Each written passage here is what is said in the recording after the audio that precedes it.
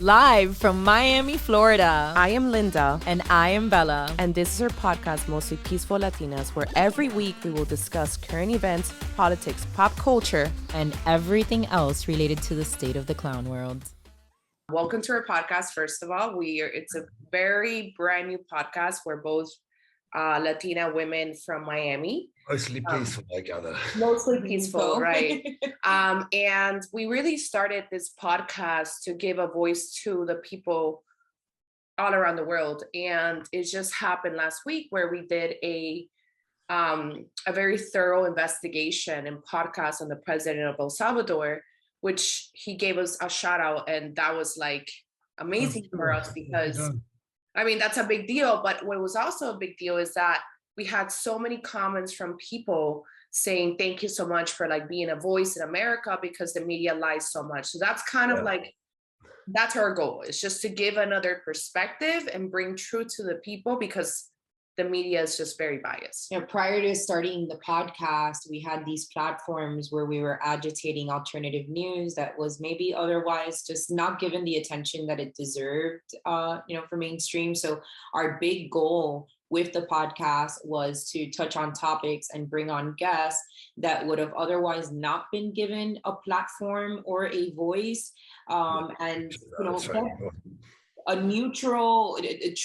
Bring back true neutral news that provides a full view of what's actually happening so that when people are building their own opinions, it's not, mainstream media washed through. And, we're talking to people that are actually boots on the ground, seeing the reality of the current state.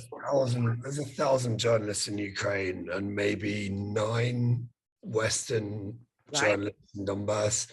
There's 2 Italians, 2 French, an American, me, and that's pretty much it. There's no one out in Donbass, and everyone is on the Ukraine side. Right, and they pretend that they're in the real. Well, what I find funny, even though I'm not the most educated person on this topic, is that these Western journalists, the ones that are in Kiev and in other cities, they pretend that like they're in the craziest war zone. I'm not minimizing what they've been through, but I have seen from Patrick Lancaster the war zone, So absolutely, yeah, we're right on the front. There's so many times you see people reporting from the front line, but they're not on the front line. They're in a supply trench or in a backup trench, or they're having people posing with Kalashnikovs, but they're nowhere near the front line. But yeah, Patrick and I were just, it's so crazy dangerous. It's such stupid risk we were taking. It's not, I don't recommend it. And I kind of regret putting myself through that. Wow. It's just beyond crazy. There were mortars landing. At one point, we were speaking to these Chechens and they were saying, no, you can't go further forward because it's too dangerous. And right when they said that, a mortar landed across the street, maybe 30 meters away, and 3 people just boom. I don't know if they survived or not, but yeah, we just saw 3 soldiers dead from a mortar, literally 20 meters away or across the street. It was right. It defies logic. It's not. I don't justify this shit that we were doing. It's So just so our followers know, can you do a quick intro about yourself? Obviously like your name, what you were doing in Ukraine, just so like what, who you are. Fair enough. My name is Max Clarke. My journey towards photography started back in 2010. I was working with a charity in Afghanistan. I lived there for a year, and then I met a lot of reporters, and I kind of got interested in that slightly adventurous side of things. And then back when the Maidan revolutions, the start of this whole war was in the Maidan 2014. And I went out there to photograph the protests in Ukraine, and people were saying, but yeah, the reaction to the Maidan protest was the referendum in Donetsk. But people in Kiev were saying, if you go east, those Russian psychopaths, they'll take you as a slave, they'll shoot you. And I'm not sure if I believed it. So I took a train from Kiev to Donetsk, and because I wanted to see the other side. And then straight away, I just kind of felt a connection to Donetsk. This is back in 2014. I like the people there. They're sort of strong and interesting, slightly crazy, hard drinkers, adventurous, free. And I kind of loved Donbass. So then I ended up staying about 6 months in Donetsk. And that's when the war just erupted around me. There was constant shelling from Ukrainian positions. There was frontline combat. There were mortars landing all over the city. But I don't know, I just found it fascinating. And so I stayed. And then the next year, after 6 months, I went back to London. And then in 2015, I came back. That was for the Battle of Debaltseve, which was one of the biggest conflicts one of the biggest battles of the conflict thus far. And that was my first real taste of frontline combat. And it was dangerously addictive. And then Patrick got married, Patrick Lancaster, who you mentioned earlier. Yeah. He fell in love with a local girl, stayed in Donetsk, got married. And then in 2017, I came back. I was a photographer for his wedding. And then, so I've been in and out of Donbass, and there are not many Western journalists who have had the same experience, who've stayed. 2014, more or less, right? Yeah, in and out. So like 2014, 15, 17, and now cumulatively about 3 or 4 years each, 3 or 4 months each time. And I've started to learn Russian. And when I'm out there, I'm constantly reading the history, the culture. And Donbass is very different to the rest of Ukraine. Everyone I speak to, they identify as Russians, they speak Russian, they consider themselves Russian.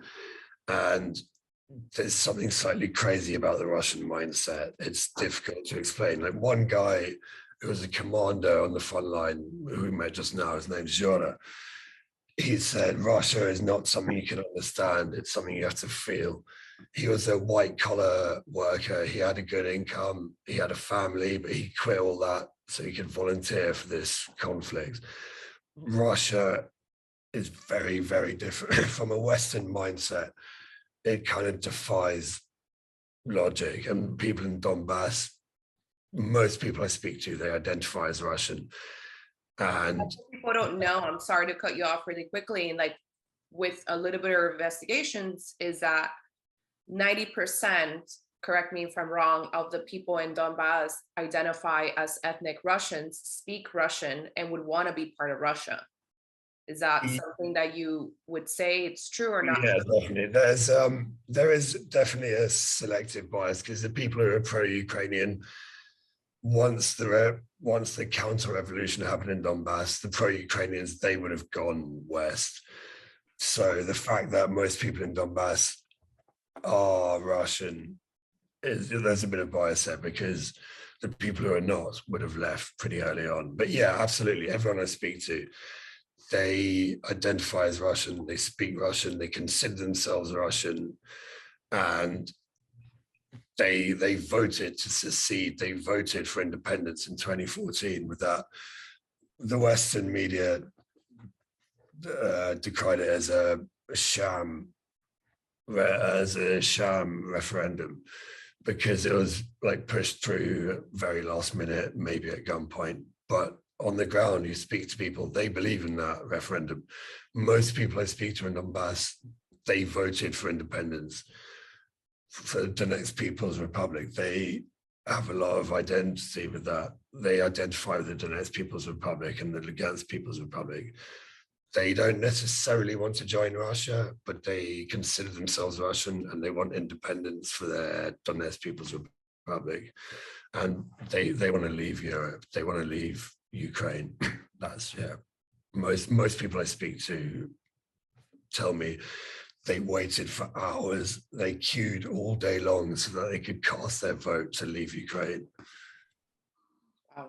Max, has the recent, you've been covering this since 2014, and clearly there's been a huge international campaign to bring attention, to currently something that you've been covering since 2014.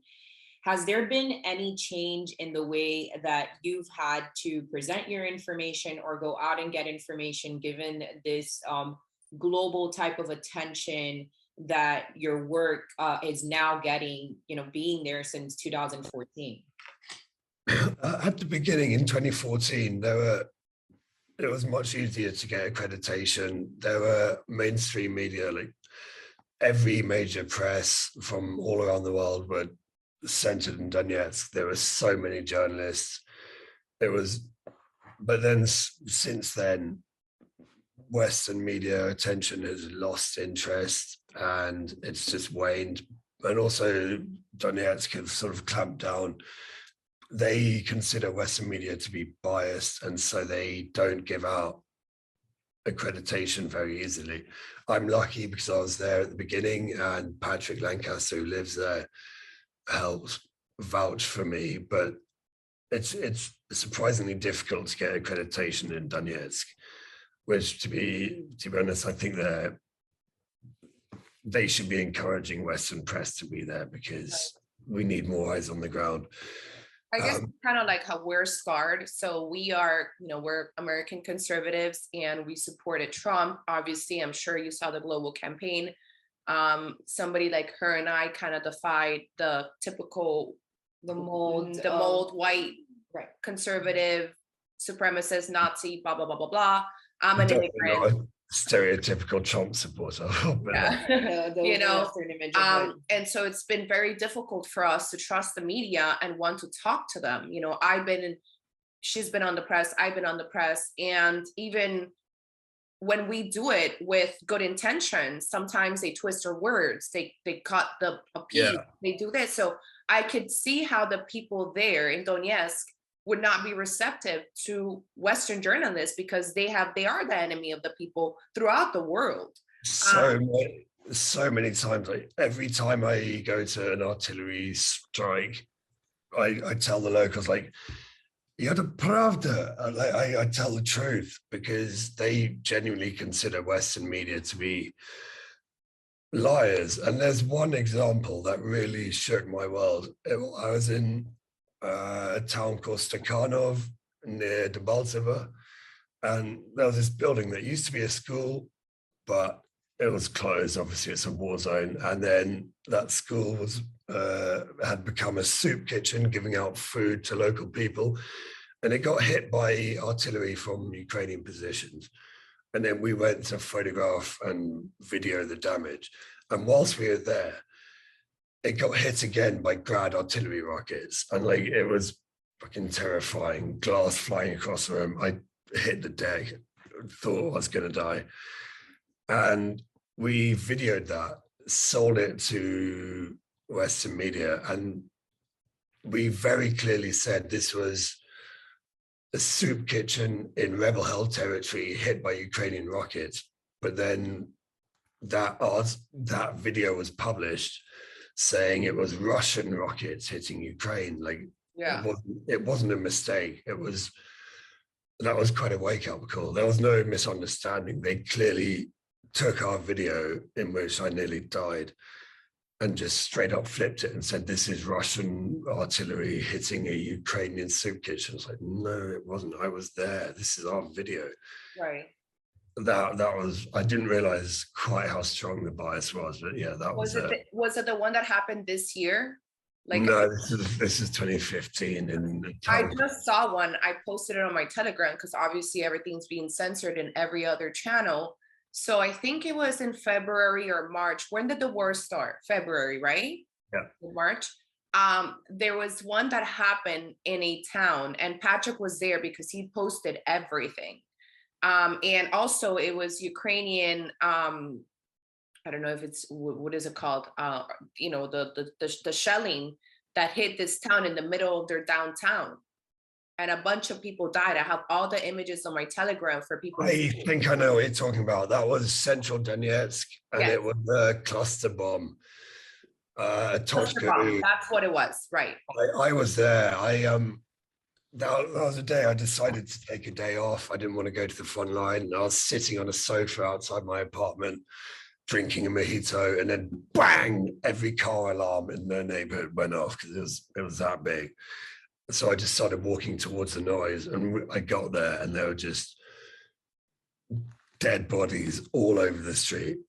I went into a bus just full of corpses, and if you're very quick on the scene, like blood is normally quite dark, but if you're quick on the scene, you see arterial blood. It's surprisingly bright. It's like pink almost. And I remember putting that on my YouTube, and then people commenting, "Oh, obviously fake. They're mannequins. The blood's the wrong color. That's Russian propaganda. It's fake blood. You even got the wrong color." Yeah, so yeah, people were rejecting that as fake. That was central Donetsk, a cluster bomb from a Tochka-U ballistic missile fired by Ukrainian positions, landed in the center in a residential neighborhood. And there's no chance it could have been a tactical strike or a misfire. That was very, very patently a weapon of terror, a cluster bomb in the center of a residential neighborhood. But yeah, I was there. I know the video you're talking about. It was so bad. Everywhere you looked, there was another body, and because I was there so soon after the impact. Yeah, I have the images in Patrick's video, I think, on my Telegram. And I guess the question is, why would they do this to their own people? I mean, their own people is a difficult thing to answer, but Donetsk has been separate for 8 years, and Ukraine has been shelling them pretty regularly, either to break the spirit. I don't fully know. I can't speculate as to why Ukraine is shelling Donetsk, but they're hitting it pretty much daily with mortars. But this cluster bomb, I don't understand the motivation. Maybe as a weapon of terror to try and break the spirit, to try and get them to capitulate. I don't know. I shouldn't speculate, but that was the biggest weapon that I've seen fired. A ballistic missile with a cluster bomb warhead in the center of a residential neighborhood. It was beyond fucked. Like everywhere you look, there was another person flailing about, like an old woman just screaming for help, both her legs missing, blood everywhere. A man watched his wife die in front of him. That was pretty challenging. Stick that on the PTSD database. I'm definitely going to need some therapy for that. But being that quick on the scene, there were 26 people dead, but they hadn't all died when I went there. They were flopping about and twitching and screaming, and there was so much blood. Max, do you feel that you're clearly put in situations where you're putting your life in danger on a regular basis? Do you feel like there is an added danger when being a reporter, offering full transparency on the content that you're putting out, and maybe not necessarily conforming to the talking points of mainstream media? Do you feel like that poses an additional danger for you, being an honest journalist, really showcasing what's truly going out there?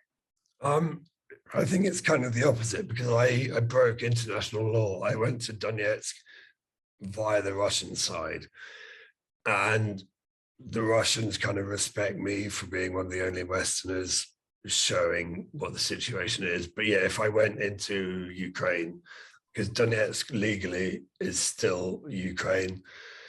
Okay. If I flew to Kiev, I would be arrested, or if I entered Ukraine, I don't think I'm being dramatic. I genuinely think I could easily be shot. I'm blacklisted because I broke the law. But the Russians kind of respect that, because there aren't many Westerners telling the story of what's happening in Donetsk. So it probably helps my security, because you're saying you're banned from the Ukrainian side, right? yes. Okay. Today I actually read a headline from the Israel, what is this called? Times of Israel or something? Times of Israel. And it says, looking past neo-Nazi origins, Ukrainians rallied behind beleaguered, I don't know what this means, Azov battalion. So what we heard at the beginning of the war was that Putin was starting a military operation to denazify this area. Obviously, Western media replied saying that that wasn't true.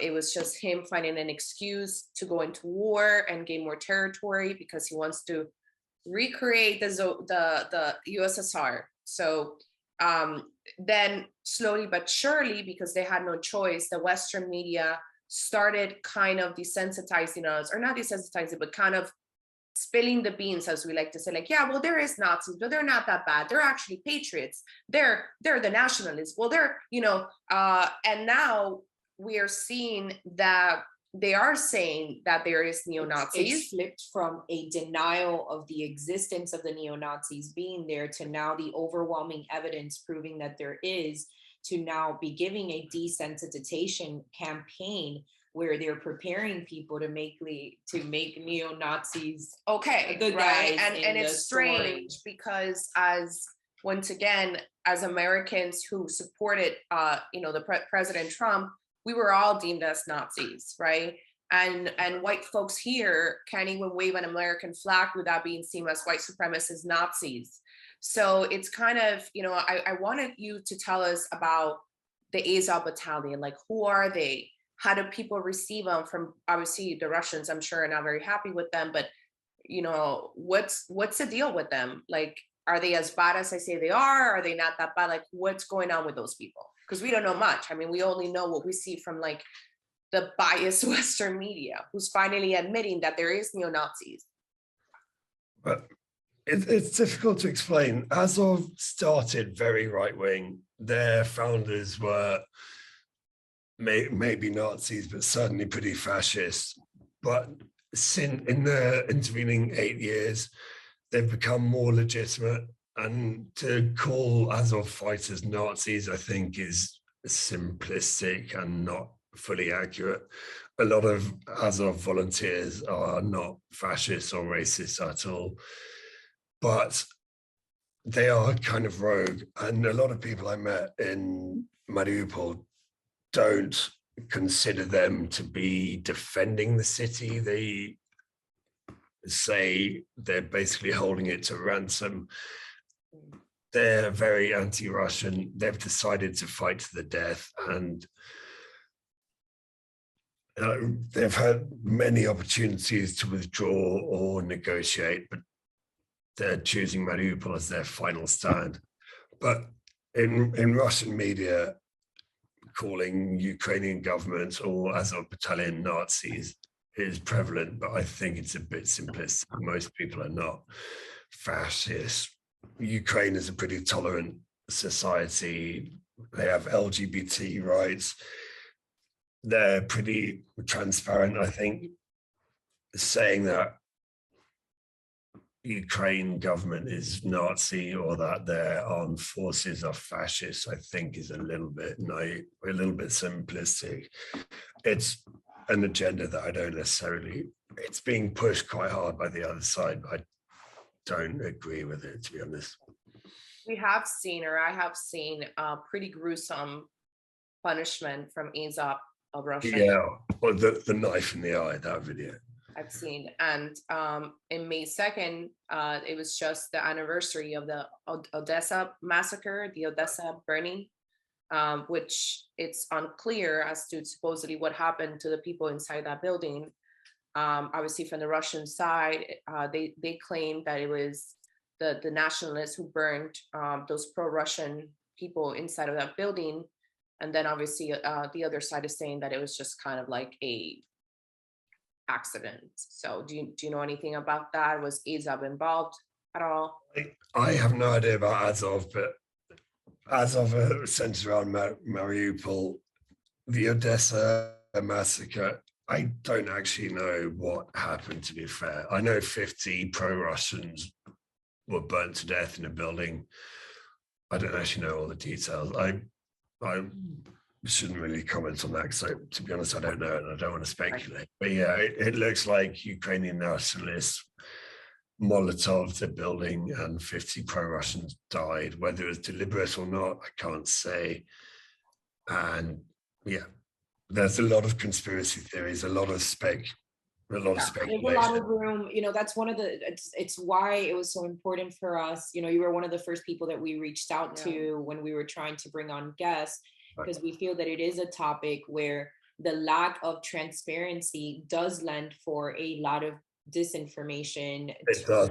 I've never been to Odessa. I've never set foot in Odessa, like, then or now. So I wasn't there.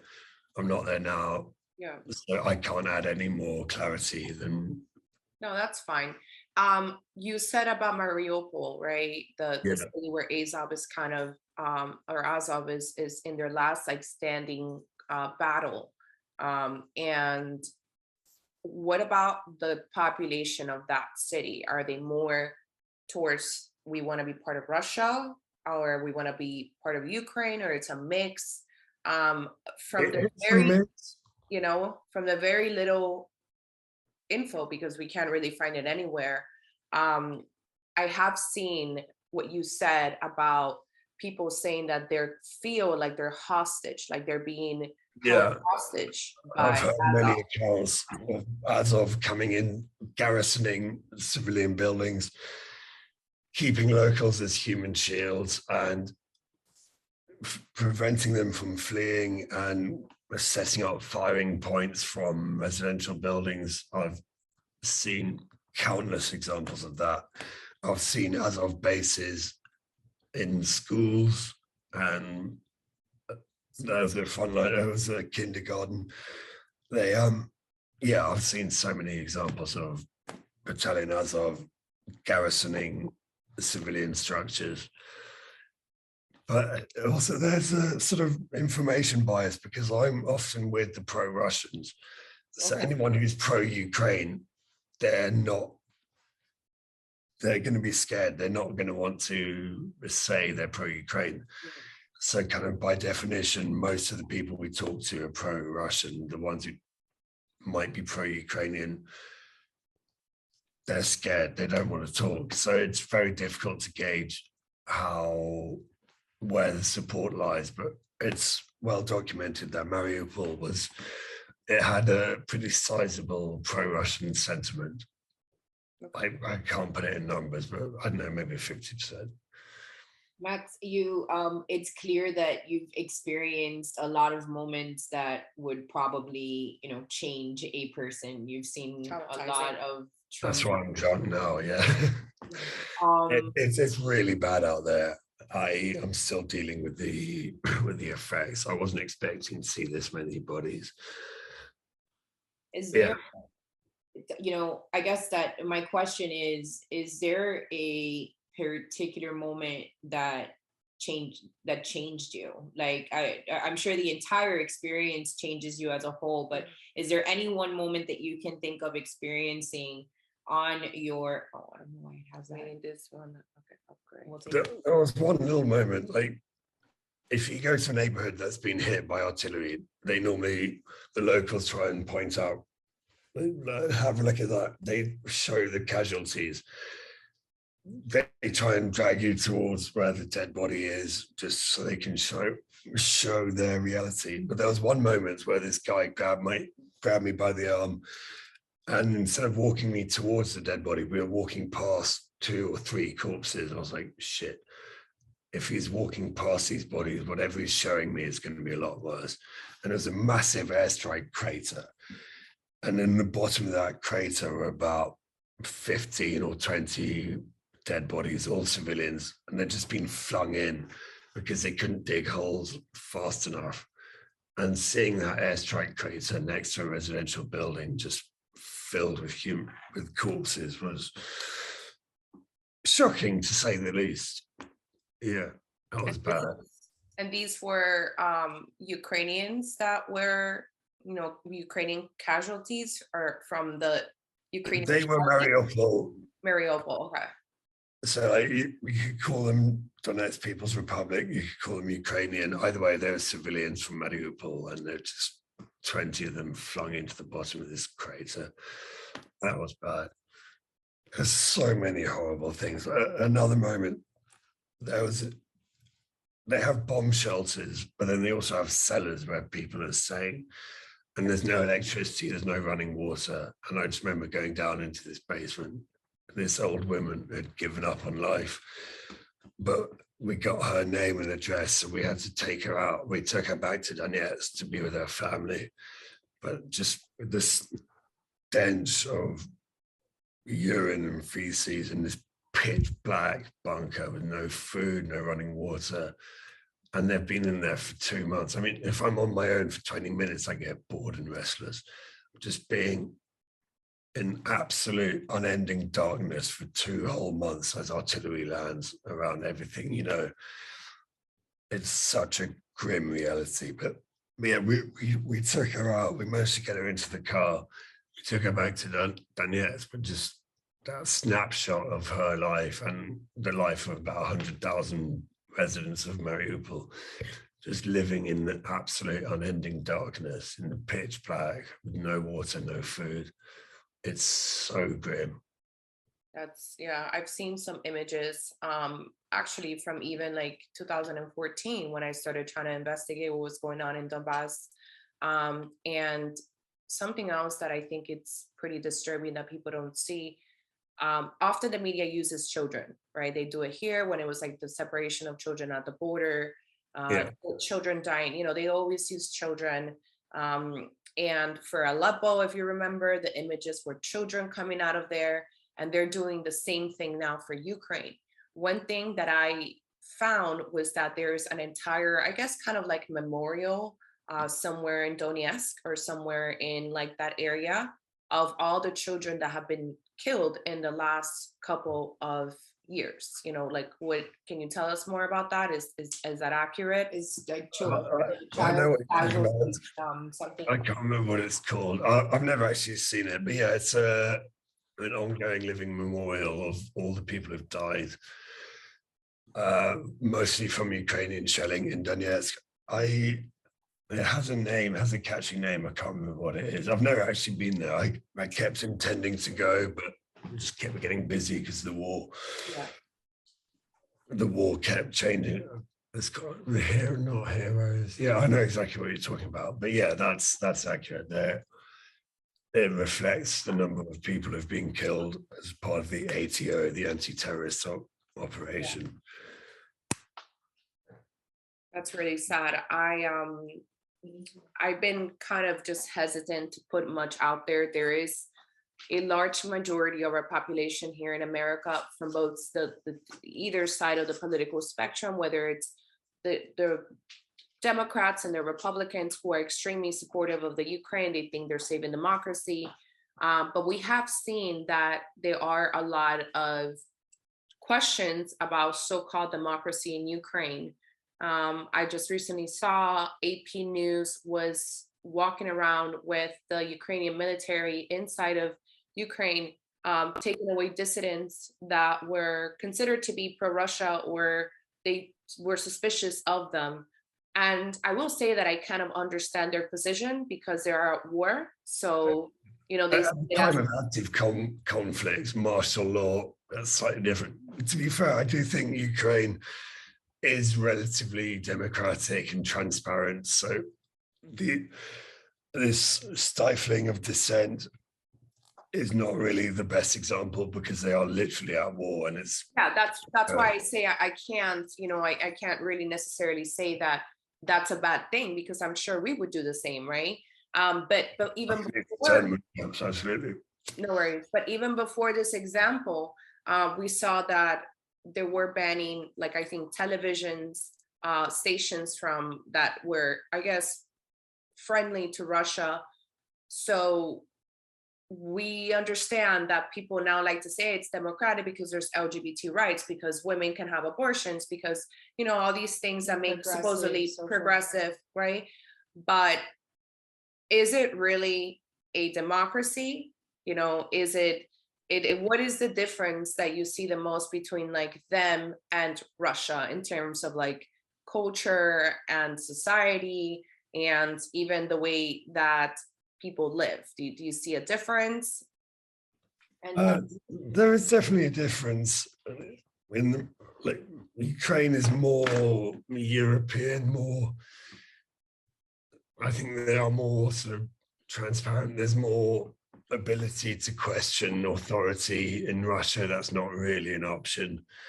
And the recent examples of clamping down on, for example, Russian media, as you mentioned, if that had happened in peacetime, that might be worrying, but it's martial law. They're being invaded. So I think, to be fair, it's kind of understandable that Ukraine is stifling voices that are sympathetic to the country that's literally invading them. Right. Yeah, I think this did happen before the war, but I'm concerned. Yeah, I'm just learning everything. If it did, that is indeed troublesome and is not. Right. I saw some very cute images. They were cute, but they're also pretty sad of you holding like a little tiger at the zoo. Yes, yeah. What was that? What was that like? What was that That about? was absolutely crazy. That was such an unanticipated moment because I almost speak enough to get by, but I'm very far from fluent. But the Donetsk People's Republic soldiers we were with, they just pulled into the zoo, and the owner, caretaker, whatever of the zoo, and there were shells landing. It had been hit multiple times by shelling, and there were still shells landing nearby. And he just took us into this cage and then just plopped a little baby tiger in my arms. It was the most overwhelmingly crazy moment. Because, we've all seen Tiger King. I don't condone using baby animals for Instagram likes, but when the manager of this war-torn zoo pops a little baby tiger in your hands, you can't say no. And it's just such a beautiful moment. Such a cute little animal. Whilst the shells were still landing. That was, very surreal and very unexpected and weird and beautiful. I guess that seeing the progression, you've been there since 2014, you've clearly seen a progression over the last years. What your best calculated guess of what's the direction that you see this headed in? Do you see conflict getting worse? Do you find that we're getting anywhere near finding a solution or an end to this? What's kind of your take? It's impossible to gauge. Basically, after that referendum in 2014, Russia and the Donetsk People's Republic and Lugansk People's Republic, they feel like they're owed independence. Ukraine rejects that. So whether or not Ukraine is going to try and take back the DNR and LNR is unclear. If they do, then there's going to be lengthy bloodshed. But if they consider them a lost cause and stay away from Donetsk and stay out of the Donbass, then maybe that would be a negotiating point. It's very difficult to estimate. Every analyst, everyone has been so massively wrong in this conflict. No, it's just been so unpredictable. It's very difficult to say what will happen. If Ukraine feel like the Donbass belongs to them, then that's going to make the conflict more difficult. And if Russia feel like they want to keep backing the Donetsk and Lugansk People's Republics, again, that's going to add fuel to the fire. It's very difficult to estimate what the position either side is going to argue from. But most of the people in Donbass I speak to, they kind of want independence for their people's republics. And if Ukraine rejects that, then I just can't see any peaceful solution in the near future. And I think that's something that a lot of Americans, even myself, like I just was recently educated on that conflict in the People's Donetsk, and that it's actually the Russian Federation or Russia backing up the Donetsk. Yeah, 100%. They wouldn't exist without Russian backing. Russia instigated the rebellion at the beginning, but they didn't fully they took advantage of what was quite legitimate anti-Ukrainian sentiment, especially after the Maidan. So there was a lot of independent spirit, and Russia fueled that and backed it. So the revolution in the East would not have happened without Russia. But whether or not Russia wants those two republics or if they're going to be independent, it's unclear. I still have no idea what's going to happen. Is there more? I kind of seen the map of how, Russia is surrounding, these areas. Where else is there troops or like the fighting going on? Is it just in the east? Because weren't they surrounding Kiev as well and other cities? They've pulled back from there. They've pulled back from most of Ukraine. They're now concentrated in what's called the Donbass. Donbass it means the Donetsk basin. It's this like flat area around the Donetsk River that's very rich in coal. It's an industrial powerhouse, and that's a big part of the local identity. And they're the people who wanted independence from Ukraine, and Russia pulled back from Kiev and all those other cities. They're mostly concentrated in the Donbass, and there are several major flashpoints. Avdiivka is right next to Donetsk, and that's where Ukrainian positions are shelling the city. So that's going to be a major flashpoint soon. And then there are various other towns, but yeah, Russia and the Donetsk People's Republic and Lugansk People's Republic are focusing their offensives in the east, and they're no longer. It seems like they've given up and like on Ukrainian territory. I went back to a video from Patrick Lancaster from 8 years ago because when I first heard about him, I wanted to know if he was legit or if he was like an asset, a puppet. I don't know anything about him. So I went back to like 8 years ago on YouTube, and I saw videos of him in Crimea, right after the annexation of Crimea. And he went to the beach. First of all, I didn't even know there was like beaches there. I guess that's kind of ignorant, but I had no idea.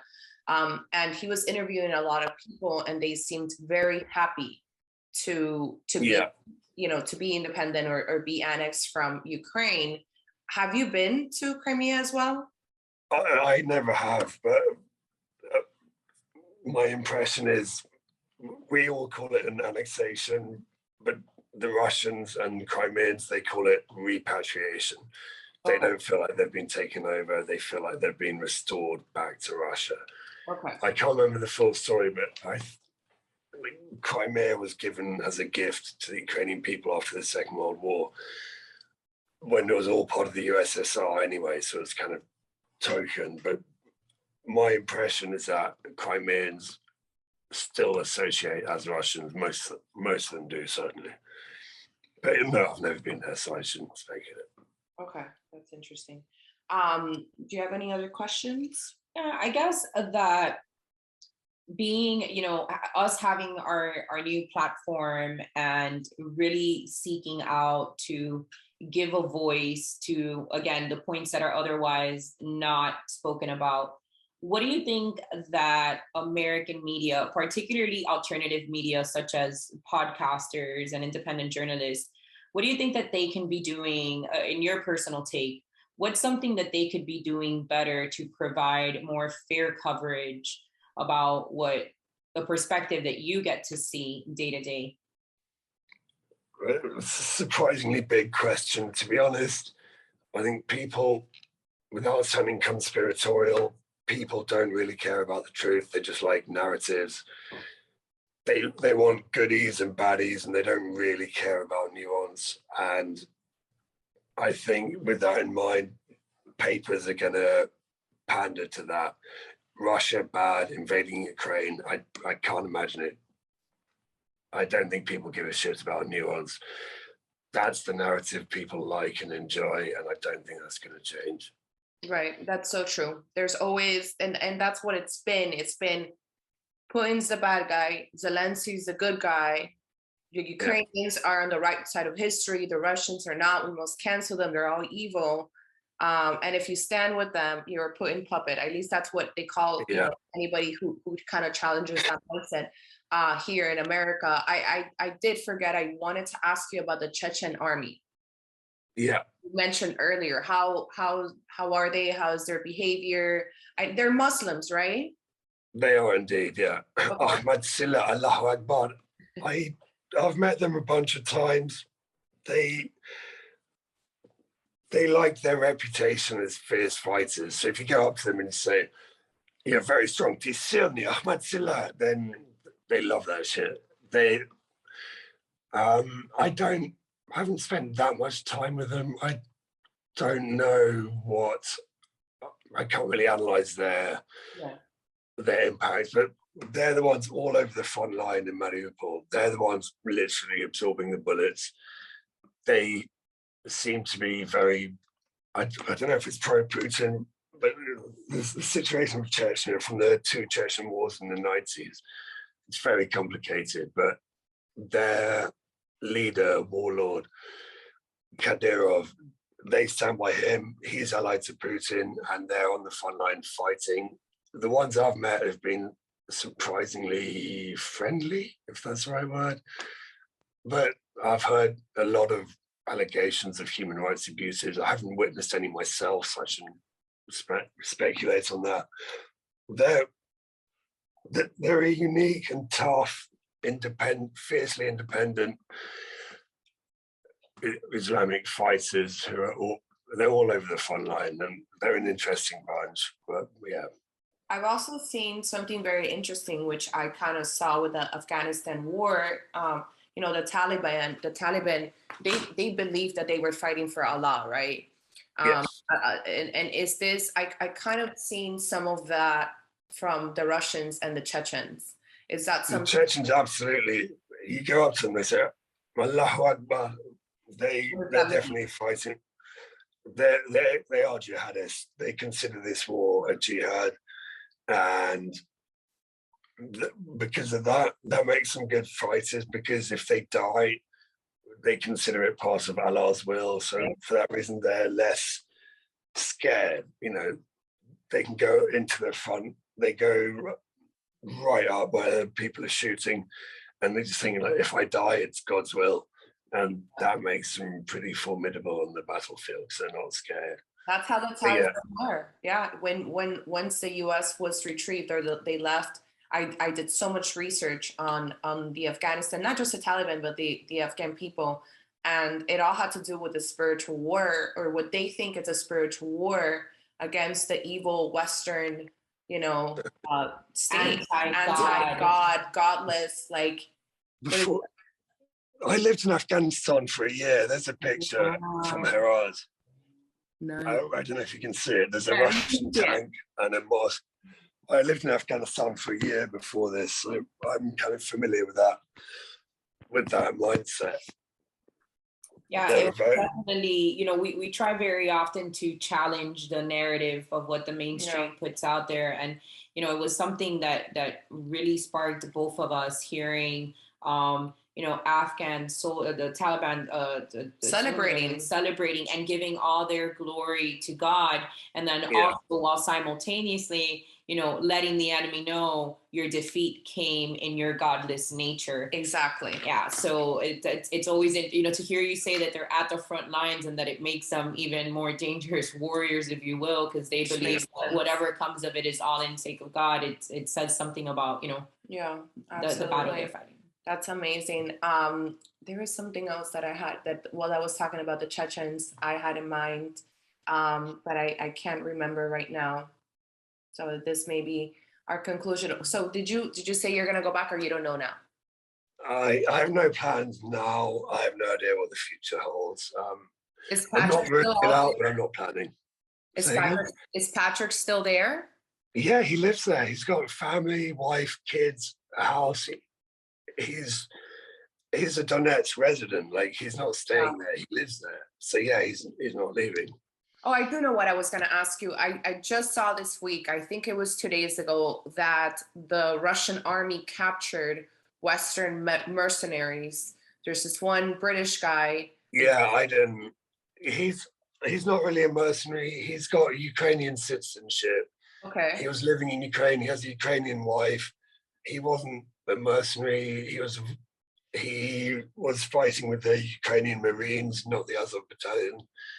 He wasn't being paid. He's not a mercenary. He was a volunteer fighter who has Ukrainian citizenship. And he was captured by the Russians. He was, yeah. Do you know what's going to happen to them? I just saw an article. I don't know if it's true because, again, threatening the death penalty. We saw the death penalty, but I also saw that they wanted to parade him around Russia or like some city. They are doing that. He's been all over the media. He's been interrogated and trumped about the press way too much. That's a breach of the Geneva Convention. He's not a mercenary. He was a Ukrainian Marine with Ukrainian citizenship, and the interviews done of him are a breach of the Geneva Convention. I don't think they're going to kill him because he's quite a high value asset. He can be used for prisoner swaps or negotiation. But yeah, this narrative of him being a Nazi mercenary is absolutely false. I actually haven't seen that. I didn't see anything about him being a Nazi. All I saw was that he was captured. And at first people said it was false, but then they actually released a video of him. I don't know if he had a sign or something. In Donetsk, yeah. Graham Phillips interviewed him. He's in Donetsk now. His unit surrendered because they ran out of ammo. So they negotiated a surrender to the Russians, pro-Russians. And then, yeah, he's now in Donetsk. But yeah, he negotiated a surrender, and now they're using him as a propaganda pawn, which I don't agree with. Right. We actually know someone that went there. When the war first started, there was a big push for, like, Zelensky came out saying that, they were accepting civilian fighters, and there was a lot of Westerners that went there very unprepared. The first night in one of the bases near Poland, they literally got bombed. Yeah, I remember that. Yeah, that was. And it was all due really because of the propaganda. And when they got there, they realized that they really had no business there. Right. The propaganda basically fed them that it's like the war's already won. There's not much Russia can do. Come out here and basically claim your victory is what they sold to a Redditor thread on Reddit that went viral, and there was several very unprepared individuals, untrained, that arrived, and they weren't given weapons. They were used as basically cannon fodder. Yeah, basically, Then the last thing, I guess, is that where can people find you? Like, where can people see your work? Do you have a website, a YouTube? My website needs a lot of revamping. It's pretty minimalist at the moment, but MTI Clarke on Twitter and Instagram, and Maximilian Clarke is my Facebook page.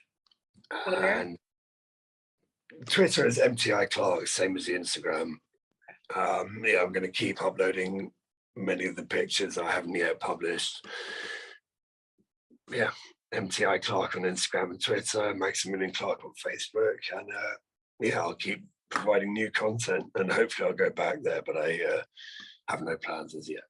Nice. We do appreciate your service to being on the front lines and getting information out, particularly when we know how biased media can be, and you're putting yourself in a very vulnerable situation. You definitely sound like a man who loves the adventure of it, but there's still absolutely from two individuals that really appreciate groundbreaking true journalism. It's really appreciated, the work that you're doing. Yeah, thank you. I appreciate the appreciation. Nice speaking to you both.